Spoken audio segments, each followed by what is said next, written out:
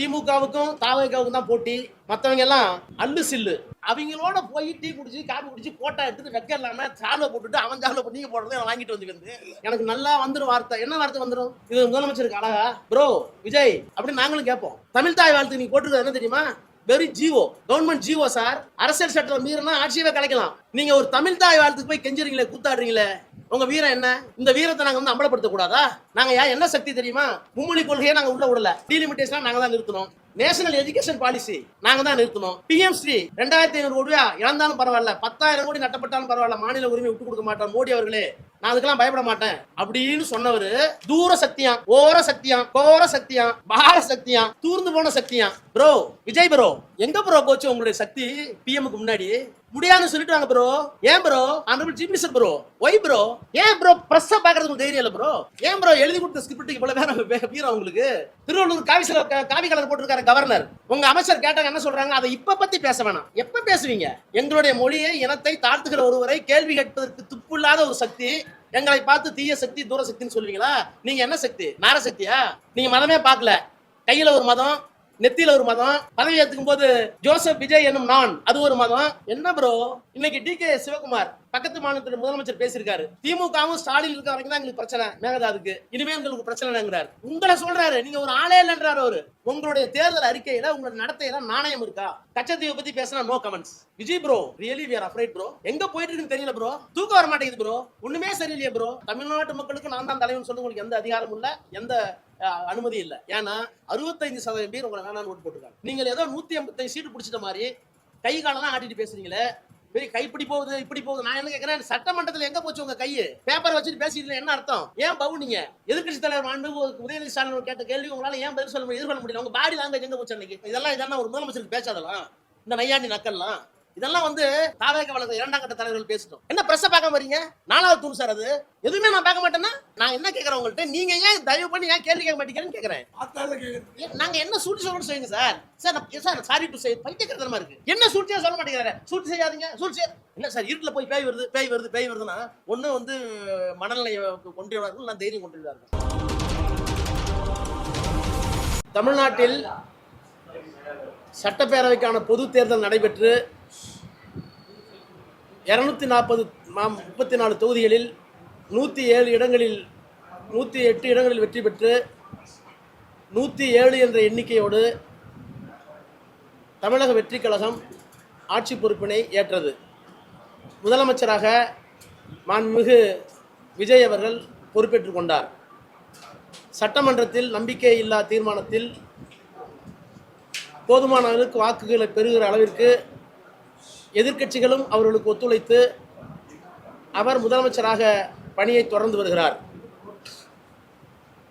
திராவிட முன்னேற்ற கழகத்தினுடைய தலைவர் அமையப்பட்டிருக்கின்ற புதிய ஆட்சிக்கு வாழ்த்துக்களை சொன்னதோடு 6 மாத காலத்திற்கு உங்களுடைய ஆட்சியினுடைய திறனை கடுமையாக விமர்சிக்க மாட்டோம் என்று கூறியிருந்து இந்த அரசாங்கம் தொடர்ந்து நடைபெற வேண்டும் என்று விளைந்தார்கள். அதற்கு பிறகு மாண்புமிகு முதலமைச்சர் அவர்கள் டெல்லிக்கு சென்றார், பிரதமரை பார்த்தார். ஏனைய 3 முதலமைச்சர்களும் அஸ்ஸாம், மேற்கு வங்காளம், கேரளாவுடைய முதலமைச்சர்கள் ஏறத்தாழ 40 இருந்து 50 நிமிடங்கள் சந்தித்தார்கள். என்ன காரணத்தினாலோ தமிழ்நாட்டுடைய முதலமைச்சர் வெறும் 10 நிமிடங்கள் மட்டுமே பிரதமரால் ஒதுக்கப்பட்டு உடனடியாக வேறு யாரையும் சந்திக்காமல் திரும்பி இருக்கிறார், நிர்மலா சீதாராமன் தவிர. அதற்கு பிறகு முதலாக தமிழ்நாட்டினுடைய தேர்ந்தெடுக்கப்பட்ட முதலமைச்சராக தொகுதி மக்களுக்கு நன்றி சொல்வதற்கு திருச்சிக்கு சென்றவர் ஒரு 18 நிமிடங்கள் பேசியிருக்கிறார்.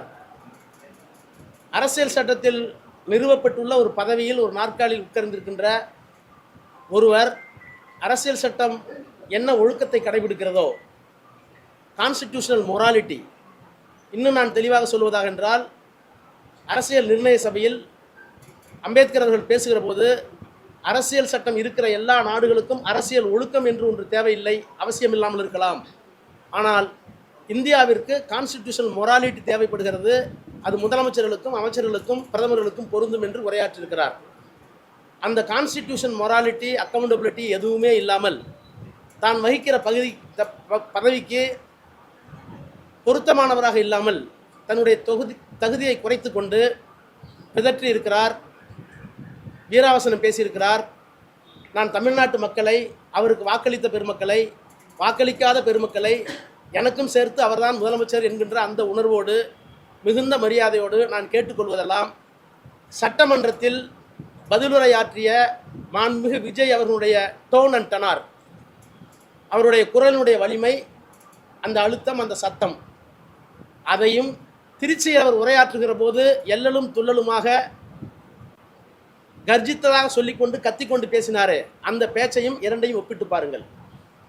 ஏன் சட்டமன்றத்திற்குள்ளே தளர்வு, சோர்வு, தயக்கம், மயக்கம், இயலாமை?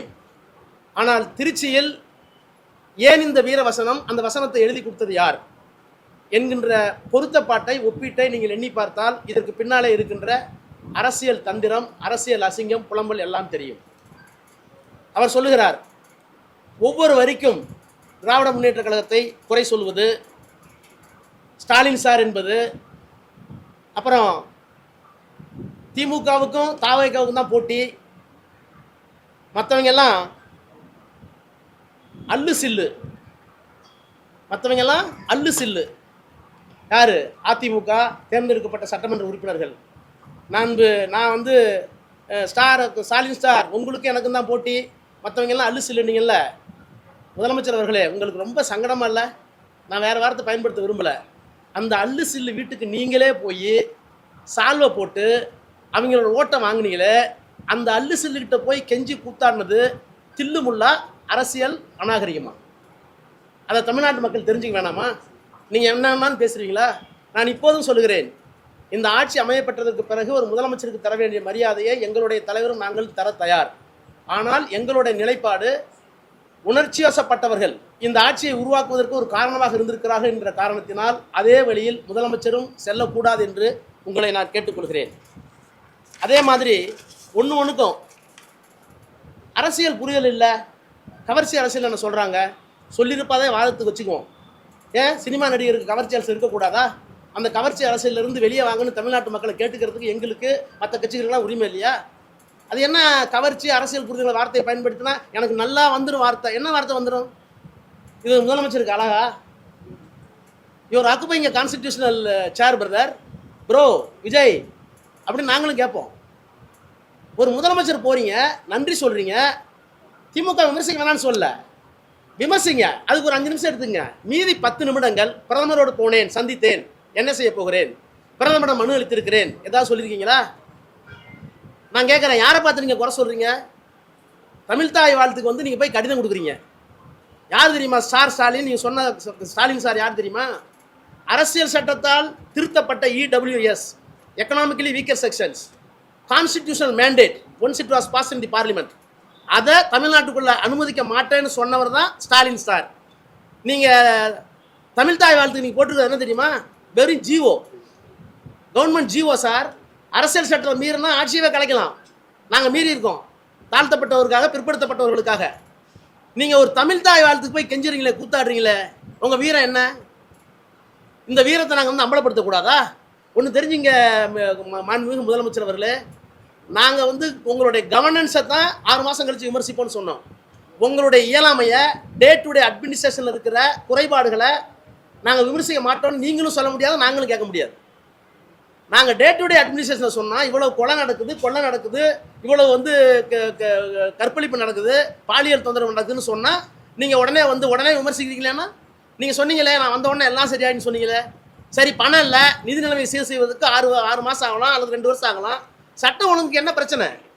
போலீஸ் உங்கள்கிட்ட தானே இருக்குது, துப்பாக்கி உங்கள் கையில் தானே இருக்குது, டிரான்ஸ்ஃபரிங் அத்தாரிட்டி நீங்கள் தானே, அதுக்கு என்ன காலவாசம் வேணும்னு கேட்குறேன். உளவுத்துறையை சரியாக வச்சுக்க வேண்டியதானே நீங்கள்? உங்களுடைய உரையில் அப்புறம் வேற என்னெல்லாம் சொல்கிறீங்க? இப்போ தமிழ்நாட்டுக்கு அவர் கையெழுத்து போட்டதில் சிங்கப்பெண்ணு ஒரு திட்டம் கையெழுத்து போட்டீங்க. நான் கேட்குற சிங்கப்பெண்ணுக்கு பட்ஜெட்ரி சப்போர்ட் என்ன? கலைஞர் 3 கையெழுத்து போட்டார், எங்களுடைய தலைவர் ஸ்டாலின் 3 கையெழுத்து போட்டார் முதலமைச்சர் வரும்போது. அதுக்கெல்லாம் பட்ஜெட்ரி சப்போர்ட் என்னன்னு நிதித்துறை செயலரோடு பேசி அலாட் பண்ணி முடிச்சவருக்கு தான் கையெழுத்து போடுவோம். சிங்கப்பெண்ணுக்கு பட்ஜெட்ரி அலோகேஷன் என்ன? நீங்கள் எல்லாம் சொல்ல வரீங்க, பேரை மட்டும் மாற்றிட்டா போதுமா? ஒரு ஐஜியை போட்டிங்க, புதுசாக ரெக்ரூட் பண்ணீங்களா? அல்லது புதுசாக டிபார்ட்மெண்ட் வாங்கி கொடுத்தீங்களா? இல்லை எந்தெந்த மாவட்டத்தில் சிங்கப்பெண் திட்டத்திற்கு போலீஸ் அலாட் ஆகிருக்காங்க? எத்தனை வெஹிக்கிள் நீங்கள் வாங்கியிருக்கீங்க? அதையே நீங்கள் தொடக்கி வைக்கல, கையெழுத்து போட்டிங்களே, ஏன் இன்னும் தொடக்கி வைக்கலான்னு கேட்குறேன். அதாவது இனபிலிட்டி, இன்காம்பிட்டன்ட் அப்படின்னு நான் உங்களை சொல்றதுல என்ன தப்பு?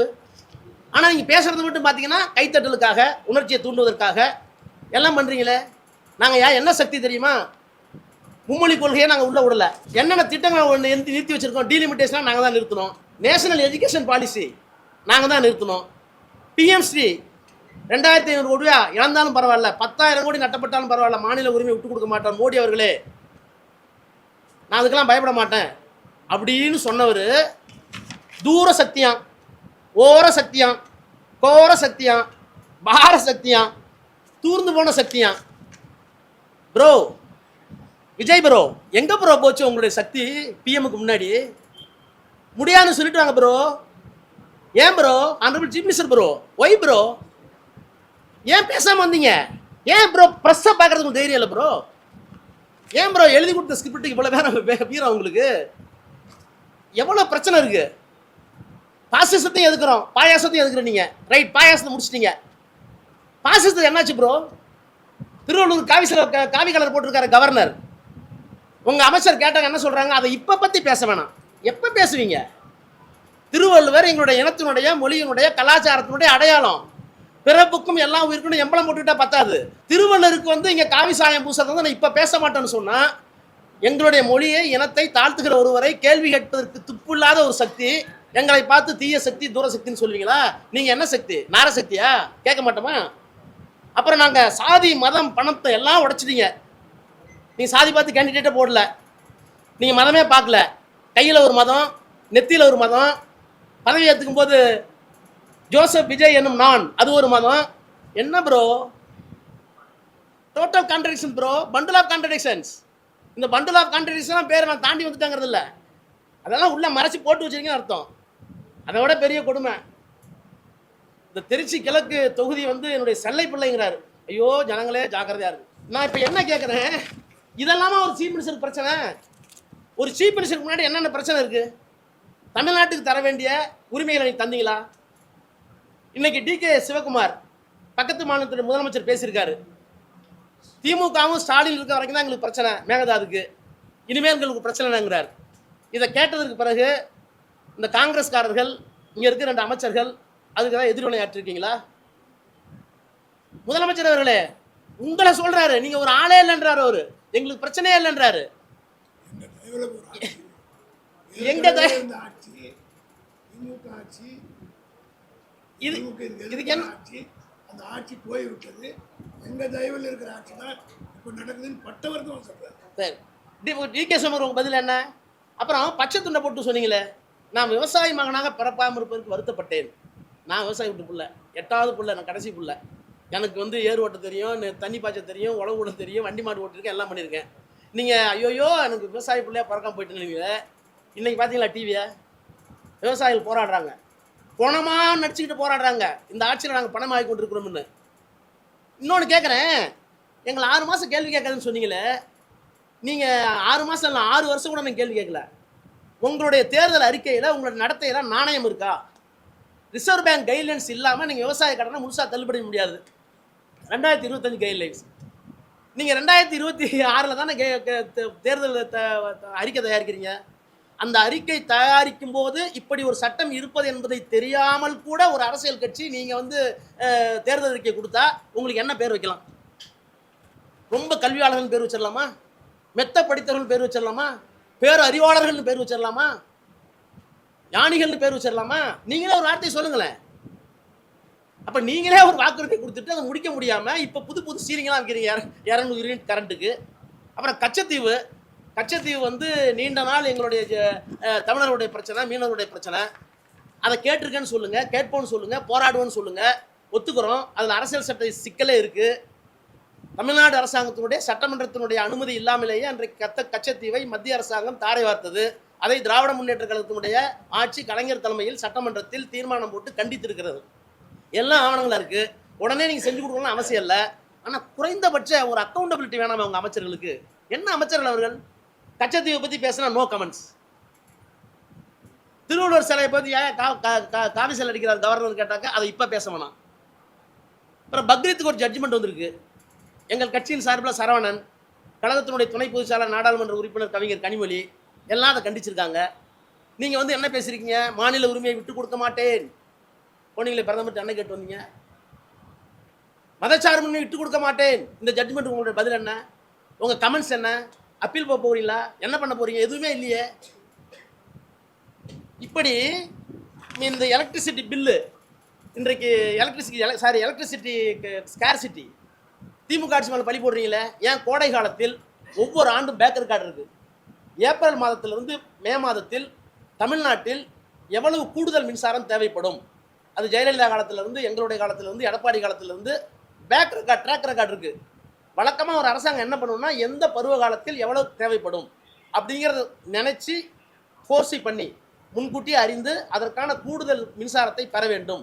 கூடுதல் விலையாக இருந்தால் கூட அதையும் சேர்த்து அமைச்சரவையில் பெற்று ஒப்புதல் பெற்று வேற வழி இல்லை நாங்கள் வாங்குறோம்னு சொல்லணும். அதை செய்யறது கூட துப்புள்ள உங்களுக்கு. கரண்ட் இப்போ போயிடுச்சுன்னா காரணம் வந்து ஸ்டாலின்ங்கிறீங்க, திமுகங்கிறீங்க. Bro, chief minister honourable Vijay bro, really we are afraid bro. எங்கே போயிட்டு இருக்குன்னு தெரியல ப்ரோ. தூக்கம் வர மாட்டேங்குது ப்ரோ. ஒன்றுமே சரியில்லையே ப்ரோ. தொலைகால திட்டமும் ஒன்றும் கிடையாது, டே டு டே அட்மினிஸ்ட்ரேஷன் ஒன்றும் கிடையாது. என்ன பண்ணுறதுன்னு தெரியல ப்ரோ. ஏதாவது ஒரு நல்ல முடிவு எடுங்க ப்ரோ, இல்லைன்னா நல்லா இருக்காது ப்ரோ. எங்களுடைய தலைவர், எங்களுடைய திமுக திராவிட முன்னேற்ற கழகம் உங்களுடைய நியாயமான எல்லா செயல்களுக்கும் உடனிருக்க தயாராக இருக்கிறது. ஆனால் இப்படியெல்லாம் ஒரு ஒரு ஒரு முதிர்ச்சி இல்லாத, முன்னனுபவம் இல்லாமல் போவதில் தவறில்லை. ஆனால் முதிர்ச்சி இல்லாத, பக்குவம் இல்லாத, எதை பற்றியும் சிந்திக்காத ஒரு தாந்தோணித்தனமான அரசாங்கத்தை தந்து கொண்டிருக்கிற முதலமைச்சர் அவர்களே, உங்களை தமிழ்நாட்டு மக்களின் சார்பில், வாக்களித்த மக்களின் சார்பில், வாக்களிக்காத மக்களின் சார்பில், அப்புறம் சொல்றீங்க ஒரே தலைவர் ஒரே நம்பிக்கை நான் தான்ங்கிறீங்க. உங்களுக்கு ஓட்டு போட்டு 35% தான். பார்லிமெண்டரி டெமோக்ரஸியில் you succeeded, no doubt, I do admit. நாடாளுமன்ற தேர்தல் முறையில் நீங்கள் வெற்றி பெற்று விட்டீர்கள். ஆனால் தமிழ்நாட்டு மக்களுக்கு நான் தான் தலைவன் சொல்ல உங்களுக்கு எந்த அதிகாரமும் இல்லை, எந்த அனுமதி இல்லை. ஏன்னா 65% பேர் உங்களை வேணான்னு ஓட்டு போட்டுருக்காங்க. I do not mean that you are not competent under constitution methodology. நீங்கள் அரசியல் சட்டப்படி சரின்னு சொல்லல, அரசியல் சட்டப்படி அதுதான் சரி, எலக்ட்ரானிக் பாலிசி. ஆனால் மனதிலே வைத்துக் கொள்ளுங்கள், உங்களை வேண்டாம் என்று நிராகரித்தவர்கள் 65% இருக்கிறார்கள். அந்த 65%த்தில் இன்னும் ஒரு 10-15% உங்கள் பக்கம் பெறுவதற்கு முயற்சி எடுங்கள். எங்களை, எங்கள் தலைவரை எப்போது பார்த்தாலும் குறை சொல்லி அதில் எல்லலும் தொழிலுமாக பேசி நக்கல் நையாண்டி பேசி உங்களுடைய முதலமைச்சர் என்ற நாற்காலிக்கு உள்ள தகுதியை குறைத்துக் கொள்ளார்கள் என்று உங்களை அன்போடு கேட்டுக்கொள்கிறேன்.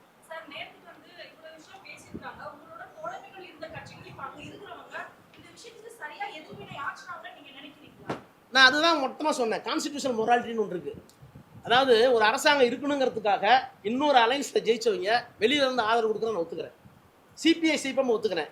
மற்றவங்களை நான் விமர்சிக்க வேண்டிய அவசியம் இல்லை. ஏற்கனவே விமர்சனங்கள்லாம் சோசியல் மீடியாலாம் பார்த்துருப்பீங்க. இப்போ நான் சொல்ல வர்றது, இன்னொரு அணியில இருந்து வெற்றி பெற்ற பிறகு அவர்களுடைய தயவோடு ஆட்சி அமைத்ததற்கு பிறகும் நீங்கள் ஏதோ 185 சீட்டு பிடிச்சிட்ட மாதிரி கை காலெல்லாம் ஆட்டிட்டு பேசுறீங்களே. கை இப்படி போகுது இப்படி போகுது. நான் என்ன கேட்குறேன், சட்டமன்றத்தில் எங்கே போச்சு உங்கள் கையை? பேப்பரை வச்சுட்டு பேசிட்டு என்ன அர்த்தம்? ஏன் பவுனிங்க? எதிர்கட்சி தலைவர் மாண்பு உதயநிதி ஸ்டாலின் கேட்ட கேள்வி உங்களால் ஏன் பதில் எதிர்கொள்ள முடியல? உங்கள் பாடி லாங்குவேஜ் எங்கே போச்சு அன்னைக்கு? My sincere appeal to the press. நான் தயவு பண்ணி கேட்குறேன், ஏதோ அவரை வெறுத்து கேட்கல. 2 பாடி லாங்குவேஜையும் 2 டோன் அண்ட் டனாரையும் நீங்கள் வந்து ஒப்புமை செய்யுங்க. அதற்கு பிறகு இவருடைய ஆளுமை என்ன, இவர் என்ன செய்ய போகிறார், என்ன டெலிவரி கொடுக்க போகிறார் அப்படிங்கிறத நீங்கள் தான் தீர்மானிக்கணும், மக்கள் தான் தீர்மானிக்கணும்.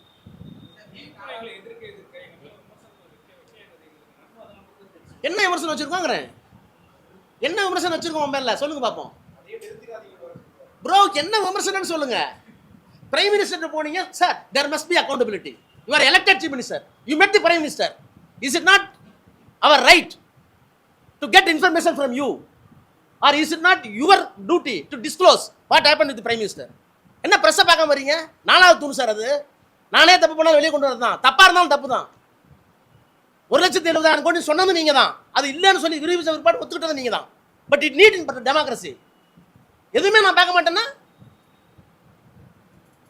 இதெல்லாம் சும்மா ஒரு கூடகம் போட்டுக்கிறது. நீங்க எதுக்கு நாங்கள் பார்த்துக்கிறோங்க. இதெல்லாம் ஒரு முதலமைச்சருக்கு பேசாதலாம், இந்த நையாண்டி நக்கல்லாம். இதெல்லாம் வந்து அது தாவேக வளர்ந்த 2ஆம் கட்ட தலைவர்கள் பேசிட்டோம்.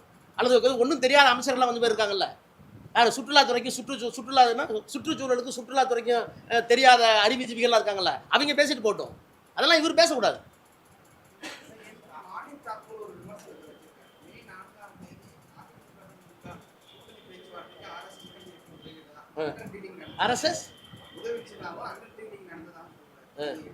அவர் எங்க இருந்து பார்த்தாரு?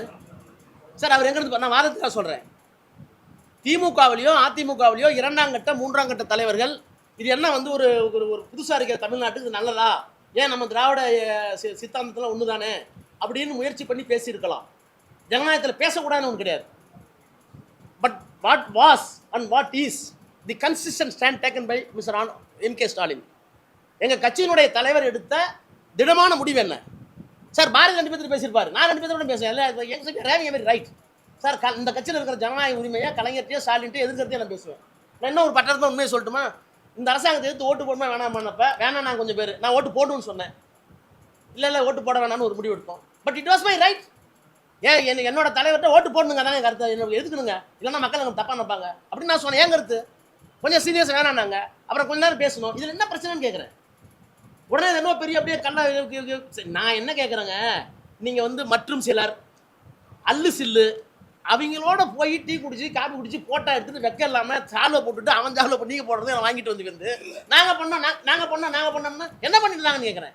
Sir what is stand of the DMK, what is stand of the leader, அஃபிஷியலாக என்ன வருதுன்னு பார்க்கணும். அதுக்குள்ளே டிஸ்கஷன் 1000 கூட நடந்திருக்கலாம். ஏன்னா நாங்கள் செயல்பாடு பொதுக்குள்ள கூட்டணுமா? கேட்டால் பாரதி வீட்டில் நடந்துச்சு, ராஜா வீட்டில் 2 பேர் நடந்துச்சு, இளங்கோ வீட்டில் நடந்துச்சு. என்ன நடந்துட்டு போகுது, ஜனநாயகத்தில் நடக்குது சார், தப்பு இல்லை. Allegation counter allegation quite common in democracy, it should B.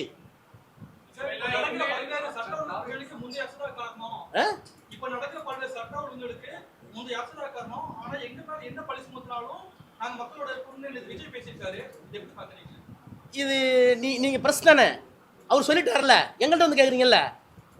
இப்போ நடக்கிற கொலைக்கு கொள்ளைக்கு பாலியல் வன்முறைக்கு எப்படிங்க பழைய அரசு காரணமாகும்னு அவர்கிட்ட கேட்டீங்களா? அது ப்ளீஸ் கேட்டீங்களா சார்? என்னங்க கவர்மெண்ட் மாறிடுச்சு, ஆஃபீஸர்ஸ் மாறிட்டாங்க, மெஷினரி மாறிடுச்சு. You gave A clear signal. நான் பழைய ஆட்சி மாதிரிலாம் இருக்க மாட்டேன், ரொம்ப ஸ்ட்ரிக்டாக இருப்பேன், சட்டம் ஒழுங்குலாம் சரியாக இருக்குன்னு சொல்லிட்டீங்க.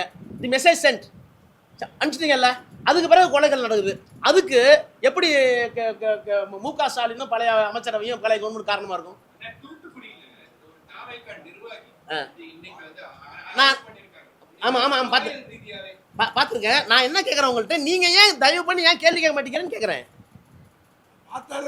சார் நேருவை இந்திரா காந்தியை கலைஞரை நீங்கள் பார்த்துருக்கீங்கல்ல, நீங்கள் எங்கள்கிட்ட கேட்குறீங்களே தவிர அவர் சொல்கிறாருன்னு முதலமைச்சர் அவர்கள் இப்படி சொல்கிறது நியாயமா, இது உங்களுக்கு தார்மீக உரிமை இருக்கா, தப்பு இல்லையா அப்படின்னு ஒருத்தர் கேட்க மாட்டீங்களா?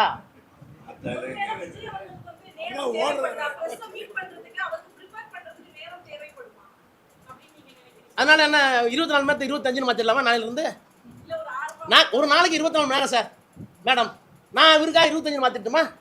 360 நாள் இன்னொரு 10 நாள் எக்ஸ்டன் பண்ணிடலாமா? எதுக்கு நேரம்னு கேட்குறேன் சார். ப்ரெஸ்ஸை பார்க்குறது வந்து it's a part and parcel of your duty to discharge the constitutional functions. அதுக்கு தான் 4th எஸ்டேட் உங்களுக்கு சொல்லிட்டுமா, கான்ஸ்டியூஷன் டிபேட் எடுத்து படிங்க. நீங்கள் வந்து எக்ஸிக்யூட்டிவ் லிமிடேஷன் வச்சுட்டீங்க, வரம்பு வச்சுட்டீங்க, ஜுடிஷியரி வரம்பு வச்சுட்டீங்க, லெஜிஸ்லேஷன் வரம்பு வச்சிருக்கீங்க. அந்த வரம்புகளை மீறும் போது என்ன பண்ணணும் சுப்ரீம் கோர்ட்னு சொல்லியிருக்கீங்க.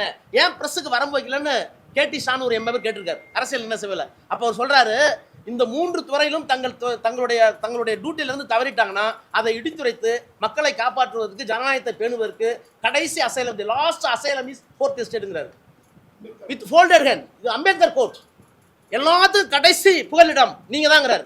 அதனால தான் அவர் வரம்பு நான் வைக்கவில்லை, அவங்க எது சட்டத்திட்டத்தை நான் உருவாக்கவில்லை. Let us have a free prisoner. நீங்க அப்படி இருக்கீங்களா? ஏன் இவ்வளவு கேள்வி என்ன கேட்குறீங்களா? முதலமைச்சர் கேட்க மாட்டேங்கிறீங்க ப்ரோ. விஜய் ப்ரோ, இதுவும் நியாயம் இல்லை ப்ரோ, கேட்டு ப்ரோ.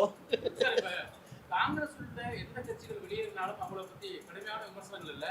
நான் வெளியேறது குறித்து மட்டும்தான் திமுக மற்ற அவங்களோட தோழர்கள் வந்து கடுமையாக எங்களை விமர்சிக்கிறாங்க, திரும்பவும் சொல்லியிருக்காரு. அது எங்களுக்கு இருந்த அவ்வளோ பிணைப்பு பாசம் யார்கிட்ட கூட வச்சுருந்தோமோ அந்த பாசம் வந்து முரண்படும் போது கோவம் வரும். காங்கிரஸ் நாங்கள் அவ்வளோ பாசம் வைக்கல, ஐடியாலஜிக்கலா.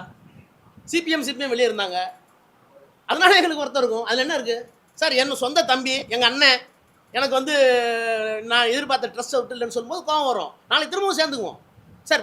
ஐடியாலஜியில் வேறு சேலிங் சேம் போட். அன்னைக்கு கோவம் இருந்தது, வருத்தமாக நானும் பேசியிருப்போம், அவங்களும் பேசியிருப்பாங்க. அதில் என்ன இருக்குது? நத்திங். இது ஒரு சகோதர முரண்பாடு, அவ்வளோதான். It may not be permanent.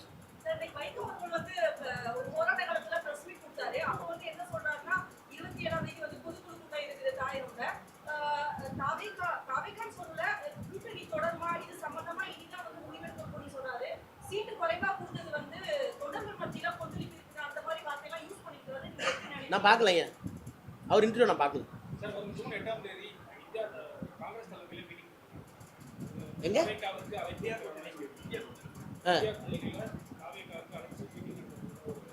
இது கேஷியம் சொல்றாங்க, என்னன்னு தெரியல, அபிஷியல் என்னன்னு தெரியல. நான் கூட இல்ல டிவியில பார்த்தேன், இன்னும் யாருக்குமே நாளைக்கு வந்த மாதிரி தெரியல. எல்லாம் கேஷியங்கள் வருது, உங்க டிவியில வருது, அழைக்க போறாங்க, திமுக போகுமா சார், உங்களுக்கு தான் சொல்ல வேண்டிய அவசியம் இல்லையே, எல்லாத்தையும் போட்டு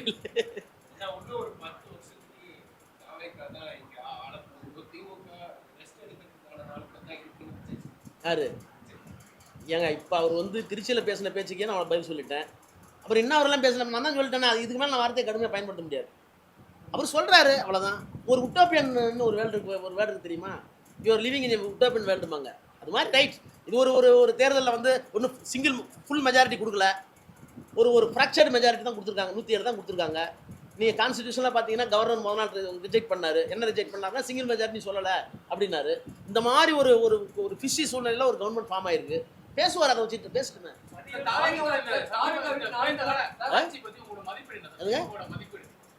சார் மதிப்பீடு தான் டெய்லி நான் கொடுத்துட்டு இருக்குமே. கொல்லை இன்னைக்கு கூட தூத்துக்குடியில் கனிமொழி தொகுதியில் நடந்துன்னு கனிமொழி பேட்டி கொடுத்துருக்காங்களே.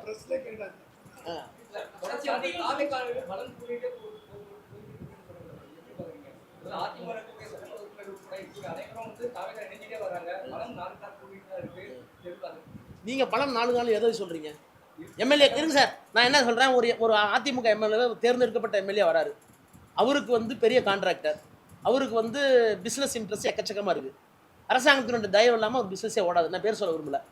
அவர் வந்து தொகுதி மக்களுக்கு நான் நல்லது செய்வதற்காக நான் கட்சி மாறுறேன்றாரு, கட்சி மாறுறாங்கிறாரு. இதை நீங்க ஒத்துக்கிறீங்களா?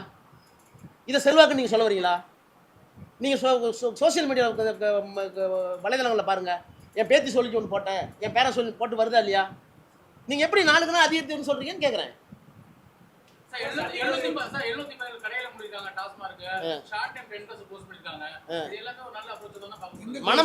மணமகிழ் மன்றத்தில் கிடைக்குது தெரியுமா? இப்போ நீங்க எங்க க்ளோஸ் பண்ணீங்களோ பக்கத்துல மணமகிழ் மன்றத்தில் விற்கிறாங்க, பேரு மணமகிழ் மன்றம். அதை எது மகிழ்ச்சிக்கு விற்கிறாங்க, இதுக்கு பேர் க்ளோஸ் பண்றோம். நாங்க கூட 500 க்ளோஸ் பண்ணோம், நாங்க 500 க்ளோஸ் பண்ணோம், வெப்சைட்ல போட்டோம், வீடியோ எடுத்து போட்டோம். நீங்க போட்டீங்களா? ஆனா பக்கத்துல இருக்க மணமகிழ் விற்கிறது வீடியோ எடுத்து போட்டுருக்காங்களே, உங்க பதில் என்ன?